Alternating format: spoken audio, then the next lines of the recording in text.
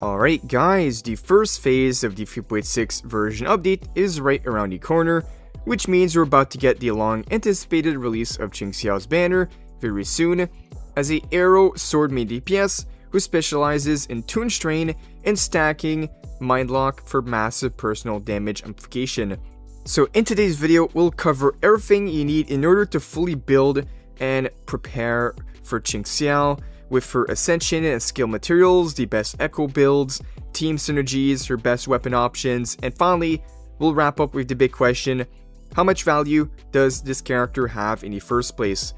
And with the new character dropping this week, for this video, I'm gonna give away a free LUNITE pack just to help you guys pull on the new banners. If you want to enter, be a subscriber, like the video, and leave a comment down below for one entry, max one entry person, and the rules will be down below in the comments for those who want to check it out. But alright, with that, now let's not waste any time and go over the full guide for this character, starting with the materials that you'll need to fully upgrade this character to level 90 and max out her skills.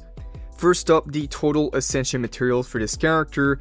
We have the normal enemy drop, which is the kernel. We got the world boss, where we need 46 of the world boss material, and this is going to be the brand new world boss being added in the 3.6 version update.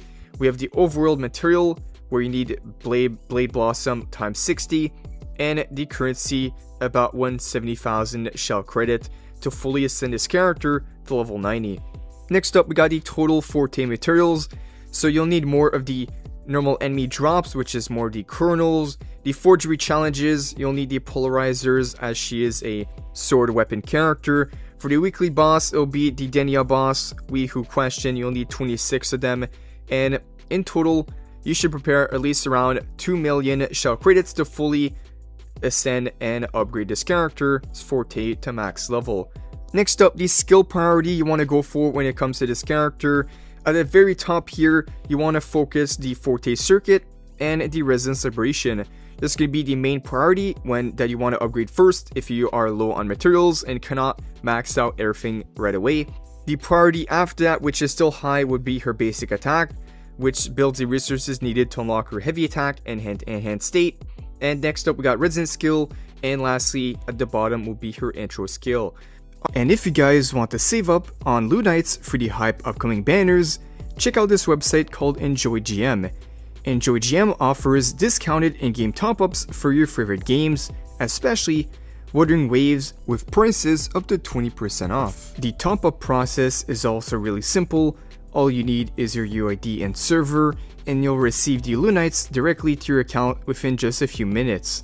They also provide 24/7 customer support and support global payment options, and they also have excellent reviews on the Trustpilot website, so feel free to check it out. It's safe and reliable. I've personally tried it myself. You can also apply the 8% off discount for new users to save even more on top-up. The final price may vary depending on factors such as region. So if you want to save on LUNITEs, check out the link in the description and pinned comment down below. Alright, next up, let's go over this character's best echo sets and build.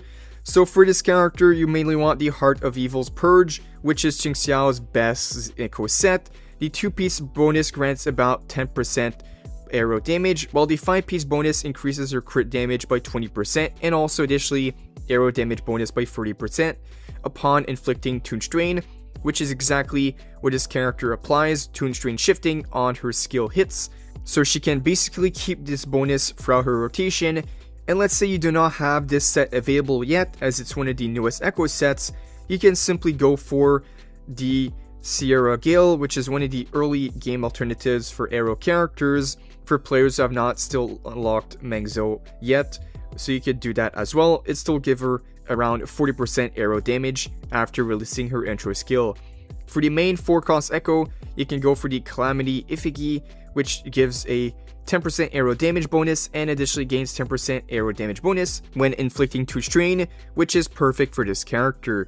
Now that we just determined the best echo sets, let's go over the main stats you want to go for when it comes to the echo main stats, but also the echo substats. Let's go over it.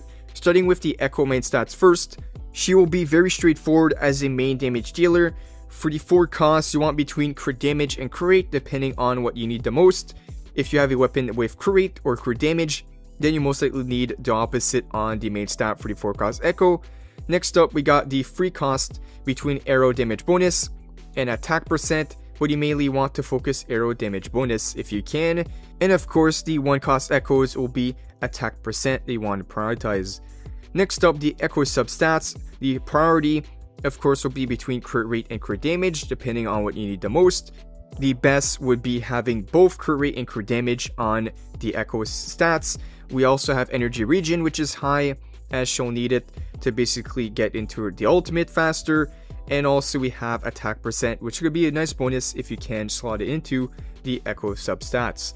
Alright, next up, the best weapon options you want to go for with this character as is arrow sword main DPS, whose damage primarily comes from mind lock, amplified heavy attacks, and arrow damage. You want to prioritize a weapon that could give her crit rate, crit damage, or attack, like of course her signature weapon called Cloud Jasper, which is of course going to be her best in slot option, as it stacks arrow damage bonus for each time she applies the Toon Strain built into her kit, and also extending the buff duration and grants bonus defense ignore at max stacks, which is exactly what this character needs. So definitely her best in slot signature weapon will give her the best performance. However, there are a few 5-star alternatives for this character. If you've already pulled on your Red Spring, you can use that as well, as it boosts her basic attack damage with consistent hits. And of course we have the classic, the Emerald of Genesis, which provides reliable attack, energy regen, and still some good crit rate on this sword weapon. This is the standard weapon you can slot into on this character. For any 4-star alternatives, we can use the Feathered Edge, the Summoner Anchor, or the Endless Collapse. Between these 4-star options, you can use either one and have pretty much the same performance. I would say the Feathered Edge would be the highest value 4-star alternative you could go for this character. Alright, next up, let's go over the best teams. So we have Toon Strain Premium Team right here, which is of course QINGXIAO as the main DPS, Denia as the sub DPS, which luckily she does have a run alongside this character, and for the third character is going to go for Morny, making this her best in slot premium team. We also have the second team here if you do not have Denia, but you also have Morny and Lei. If you pulled on both of the 3.0 characters, you could use that pairing as well and slot in QINGXIAO in the main slot. We have the full arrow team that is possible as well to make use of her arrow damage, with QINGXIAO, Sukona, and Showkeeper all in one team.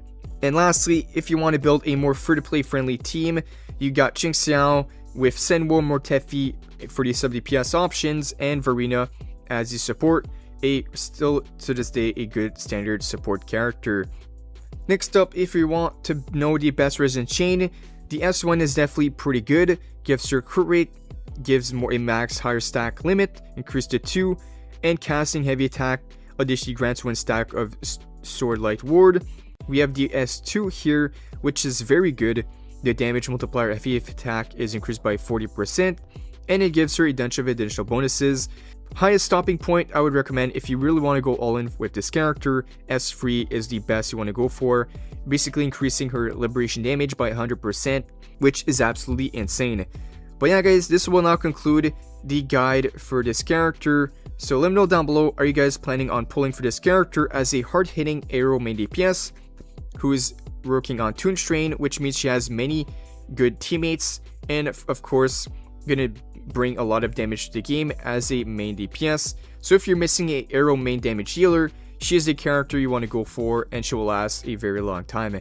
If you enjoyed the guide, like and subscribe, turn on those notifications to not miss out. Thank you guys for watching, and I'll see you all in the next one.